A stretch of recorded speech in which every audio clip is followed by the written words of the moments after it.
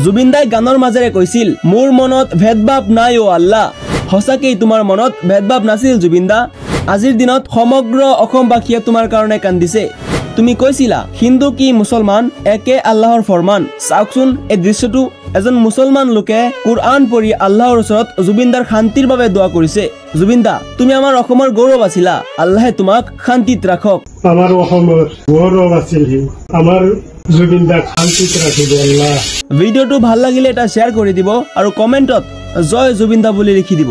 বিমা গফিরাতি ওয়াজিরিন কারীম ফানাতু মা কদ্দামু ওয়া আতারহুম কুল্লু শাইইন আহসাইনাহু ফি ইমামিন মুবিন। আল্লাহ আল্লাহ, আমাৰ অসমৰ গৌৰৱ আছিল, জুবিন দা অসমৰ কাৰণে গৌৰৱ। আল্লাহ আপুনি আপোনাৰ ওচৰত লৈ গ'ল, আপুনি আমাৰ জুবিন দাক শান্তিত ৰাখিব আল্লাহ। আল্লাহ আমাৰ জুবিন দাক শান্তিত ৰাখিব আল্লাহ। আল্লাহ আমাৰ অসমৰ হীৰাৰ টুকুৰা আছিল,